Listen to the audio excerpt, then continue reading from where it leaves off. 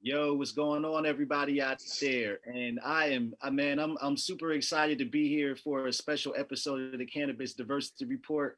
I've got the one and only Leo Bridgewater live from New Jersey, my hometown of Trenton, New Jersey, in the building where we just legalized marijuana. Um, Brother Bridgewater, tell the people about yourself. About yourself, what you do, and what. And just to start off, what does all this mean? Well, first of all, Trenton makes, the The world world takes. takes. I had to get that. I had to get that shout out. Hey, everybody! I'm Leo Bridgewater, National Director of Veterans Outreach with Minorities for Medical Marijuana.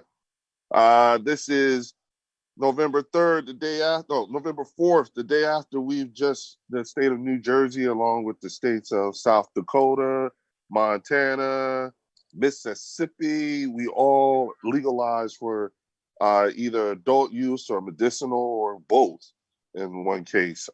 And so right now, now that New Jersey has voted to legalize for adult use here, to tax and regulate cannabis, we now the real work begins to here. That's what this means. Now the hard work, now the framework, the building out. So, New Jersey, along with those other states, we have the opportunity to be one of two things. We can be the new jumping off point with how this industry is going to work, particularly when it comes to people of color, women and veterans. Or, we could be the cautionary tale on what not to do. So we could be the what to do or the what not to do, and so that's we're in that critical time now. We got to build out a new 5-person commission that's going to head this up with, licensing and rules and stuff. And, those seats have to be filled. So there's going to be a lot of, conversations about, what the framework is going to look like. Absolutely, and making sure that women and people of color, veterans, have had Mm-hmm. access to opportunities in the industry is something that you've always fought for. Going Mm-hmm. back to New Jersey's medical program, you were instrumental in making sure that PTSD was one of the approved conditions. Could you talk? Mm-hmm. The first mental health approved condition at that. Yes, I mean, so talk a little bit about that process, what that was like, and what does cannabis mean in terms of what should be important in terms of access to veterans and people of color. Well, it means that, first of all, post-traumatic stress disorder was the first mental health qualifying condition to be allowed into the New Jersey medical marijuana program. And it was at that time, then Governor Christie, and we all know Christie hated cannabis. He hated the medical marijuana program. And so once he signed that bill, because at that time, remember when it was 22 veteran suicides a day? Remember when that first came out? At that time, that was when the PTSD bill went to his desk. So it was a lot of things happening. It was a combination of a lot of things happening. But overall, particularly personally for me, this experience has been the biggest civics lesson of my life. And so and in learning how how important that veteran voice is, and knowing when to use it and how to wield it was something that was very, very important to me, because I still have friends who are still serving, and I've had a number of friends attempt suicide and be successful. So it was a big deal. Absolutely, and like you said, not only have you been focused there in New Jersey, but also Hmm. using that power on a national level. Um, Absolutely. I know that you sued Jeff Sessions, right, to for legalization, and that actually brings us back to, I know we're looking at all these states legalizing, but talk a little bit about national legalization. Hmm. And even, could you share more for people that don't know what about the case that you guys had? Is that still going on, or talk a little bit more about that? Yeah, so it's interesting you bring that up. So about 2 weeks ago, there's I was a part of uh, uh, a lawsuit called Washington versus Barr, and I was one of the plaintiffs in that lawsuit. We were suing the Department of Justice, Attorney General. When we first started, it was Jeff Sessions. Now it's Anthony Barr. And so we were suing on the constitutionality of cannabis being a Schedule I drug. Should it be a Schedule I drug has to hit 3 markers. It can't hit 2. It can't hit 1 out of 3 or 2 out of the 3. It has to hit all 3 markers to be considered a Schedule I drug. Marker number 1 is that it has to be highly, highly addictive, and it has to be there has to be the room for abuse. Okay, that's marker number 1. Marker number 2 is you actually need to have a doctor administer this drug. Okay, that's how dangerous it is. And then number 3, it has to have 0 medicinal value. Okay, now let's just look at the 3rd marker, 0 medicinal value. How is it that you have a plant that has 0 medicinal value, but you got 30-something states that got medical marijuana programs? You see what I'm saying? So it's times like this is when the oxymoronic politics has got to be over, and so it is in that reform, in that respect, that you have to, really give this some attention. And me being a member of Cannabis Cultural Association, CCA, along with Marvin Washington, Elena Bartel, it was a bunch of us, we came really close to having our case heard by the Supreme Court, but they decided to take a pass on our case. And so they're not going to hear it. So that was about 3 years of work that just, but that was the closest that we were ever going to come to getting, that was the closest that cannabis had come to being federally legalized, should the Supreme Court had ruled in our favor. Right.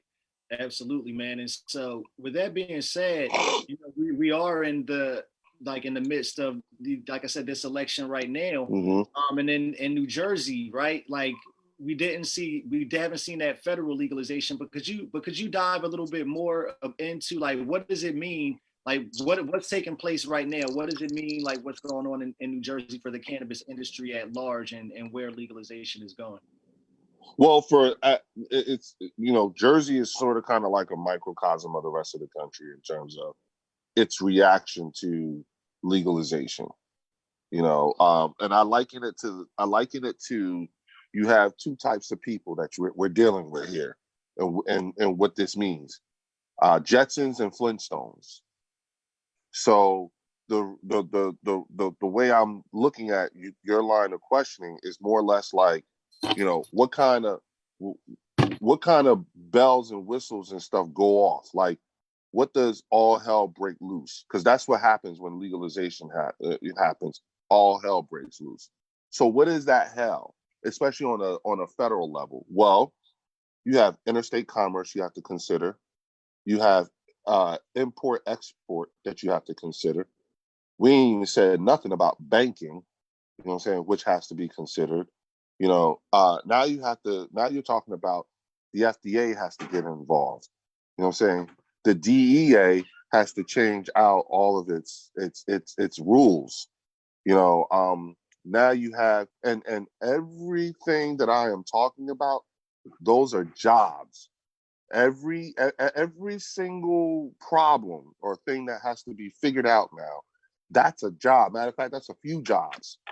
Okay, to work that out, to fix that problem, because there's enforcement that has to be done. There's policy making that has to be made. There's administration that has to be all made up and everything. Those are all. That's just in talking about it and preparing the infrastructure for it.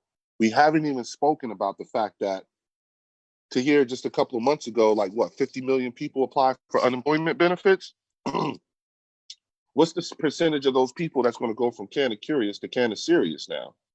What's the percentage of those people that are going to have jobs to go back to? And our industry even though it's in its infancy stage, our industry is the only industry that's still in need of human hands. You understand what I'm saying? So our industry proved itself to be pandemic proof. First we were a non-essential business, then we became an essential business in some states. We're pandemic proof, and we are now, we now have, the door has been closed for that first generation cannabis entrepreneur. That first generation cannabis entrepreneur is gone. That door is closed, and that first generation plant touching cannabis entrepreneur is going to be charged now with the building of the infrastructure for the first generation workforce. Now we need worker bees. And considering the fact that we just got 50 million people applying for unemployment benefits and stuff like that, that first generation workforce, that first generation workforce is going to be multi-generational. I'm 45 years old. That means that there's going to be people my age whose bosses is like 24, 25 years old. That's what's coming down the pike. And so, speaking of the work that needs to be done, like I know even with the new law and it being passed in New Jersey, there's still a lot of work that needs to be done on actually setting up the regulatory structure there in New Jersey. Absolutely. Could you share some insight on that? Yeah. So the way the regulatory authority is going to be set up, it's going to be a 5-person commission, and all 5 seats in that commission are appointed. 1 seat is appointed by the Senate president. This 1 seat is appointed by the lower house and the lower state house, and then 3 seats are appointed by the governor. Now, of the 5 seats, only 1 seat has been filled, and that is from the Senate president. He's already appointed his 1 person on that commission, and that's Steve Sweeney, the Senate president. And he hired someone named Karen Nash or something like that. And she's a social worker. So she has 0 background in cannabis, but that's who they put in. That's who he chose, which tells you she's the wife of a South Jersey County freeholder. And that's who he decided to put on this commission for New Jersey cannabis. So it's already, you see, it's already like headed in the wrong direction, just off the strength of who the Senate president appointed to this 5-person, this 5-seat commission. Mm-hmm. And you mentioned like the generations and the different roles in cannabis, and of course the entrepreneurial side. I know that you have your own strain, and that's something that's super dope to see there in New Jersey. Could you talk about the process of what that was like developing that, and tell us more about about your cannabis strain? Yeah, so it's called Bridge H2O, and you can get it right now at Harmony Dispensary up in Secaucus, New Jersey. And the process of going through that was, one that I never want to repeat again, only because it was really personal. I found out in this process that I had triggers that I didn't know I had, and things that I had to relive a lot of things that I didn't realize I wasn't as prepared for it as I wasn't as prepared as I hoped to have been or thought I had been, until we started this whole process of trying to figure out, the strain, working with Adam and Shia up at Harmony. It's like, okay, try this. What do you think about that? And I had to talk about stories and things that, that triggered why I was feeling certain kinds of things. This was like a 18-month process, man. And so when it dropped, it dropped in April 2020, 4/20/20. And, it was one of those things where, we just had to, it's a heavy indica. I would tell you, do not smoke Bridge H2O and have some other place to go, because you ain't gonna make it. The first time I smoked my Bridge H2O, I got 10 hours of sleep with no dreams to hear. That was the most important thing. no dreams. And when I say I slept hard, okay? And, and I'm not, like that was the thing that made it really like, okay, that was the thing I was most concerned with. It didn't even dawn on me that it was named after me or anything like that, the importance of all that, until after, folks started, really like saying how it's their favorite strain and how much it's helped them and stuff like that. Then it was like, damn. So I call it my Prince Akeem move. Remember from Coming to America? Baby, when I say the man got his own strain, he got his own strain. Yeah, man. And that is that is dope. And I think it's a path that I wanted to talk about a little bit more, because access to capital is typically one of the challenges that people from our community face, right? Like if you wanted to go out and get a cultivation license or get a dispensary, it can be a lot more expensive, but you actually have, I'll say, branding, and you were able to use your name and your brand to be able to like get your own strain and get into the industry that way. So, I mean, could you talk about a little bit like on the business negotiation side, like how were you able to like pull that off or put yourself in that position? You know how Coca-Cola, doesn't actually make Coca-Cola. All they do is just license out the recipe to independent bottlers. You know what I'm saying? Yeah. Okay, think like that. I have a piece of the original recipe, not the whole damn thing. It was just named after me. And but I wasn't the actual grower, so I just have a piece of the original recipe. But my paperwork says direct line descendant in perpetuity. To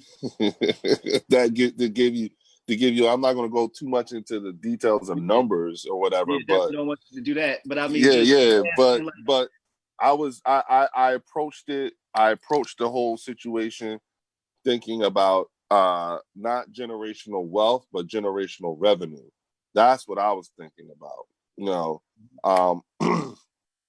And so for me, that was the most, equity, when we talk about equity and everything like that, people kind of get equity share and revenue share totally confused, mixed in, thinking they're one and the same, and they're not. And so for me, being able to have, line descendants in perpetuity, that was something that was very important to me in terms of getting that, making that deal happen. Right. Because it's like what Donald Trump does. He licenses out his name. It's almost like the same thing.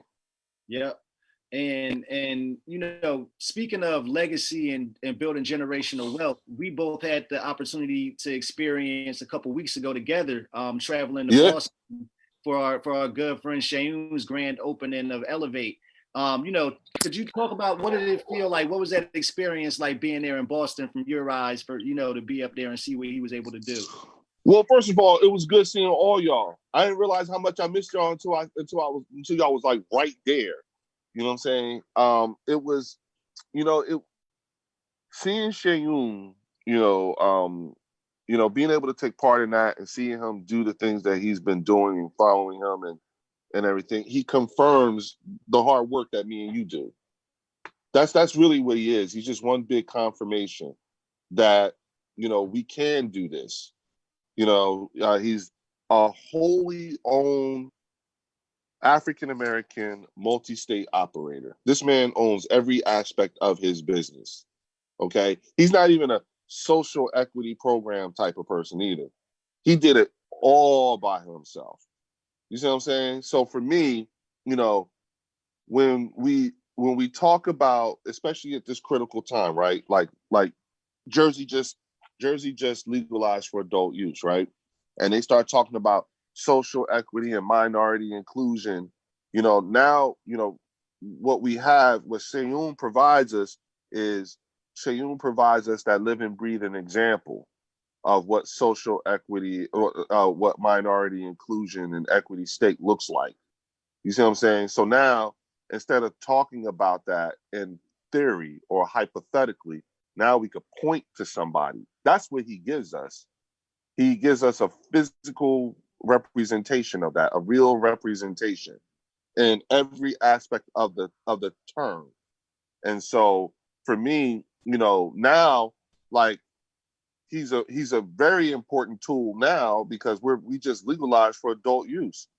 So now when I'm up there doing all that hooping and hollering and screaming at these damn lawmakers and stuff like that to get this right, I get the point at people like Shayun at the same time.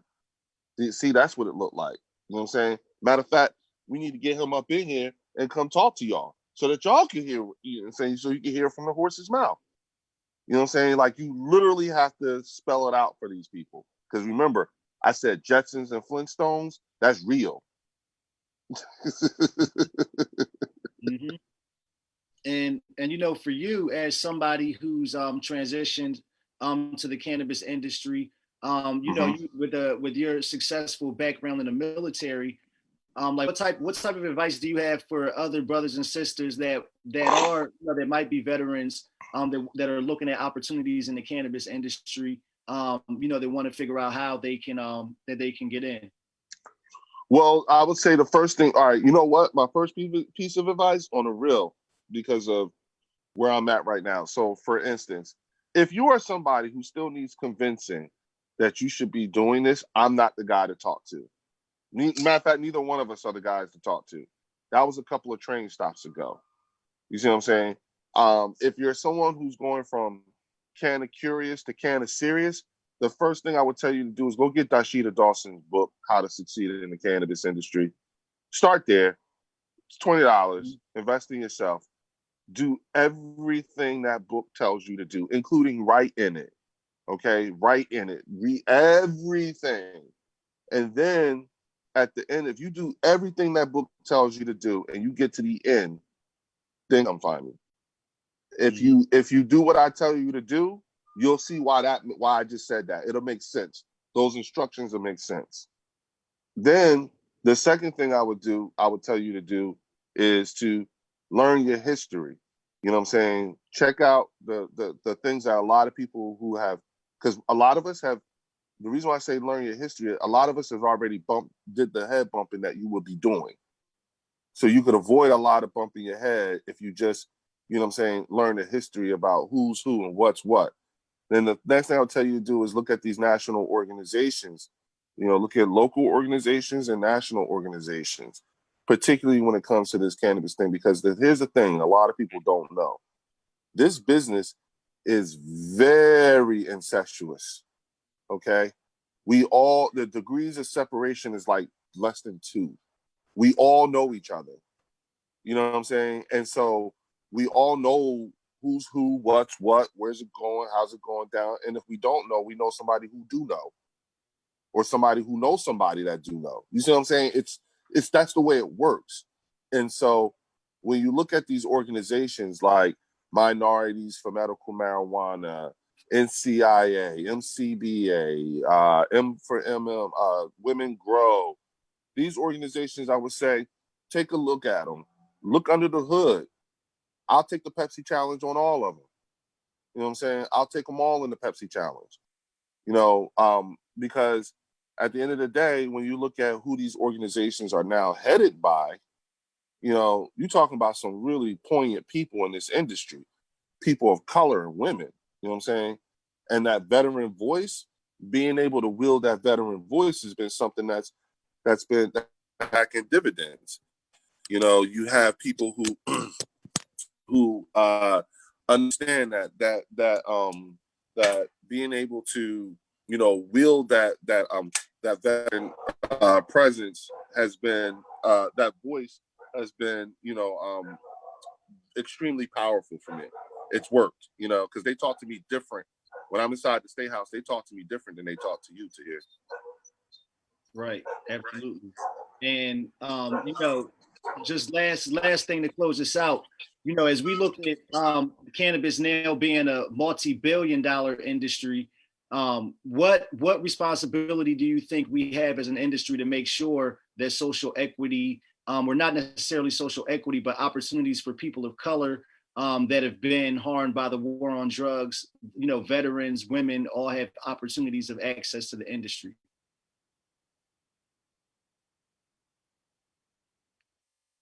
Looks like we might have lost him. Well, all right. Well, like I said, thank you again for tuning in with us for this episode of the Cannabis Diversity Report.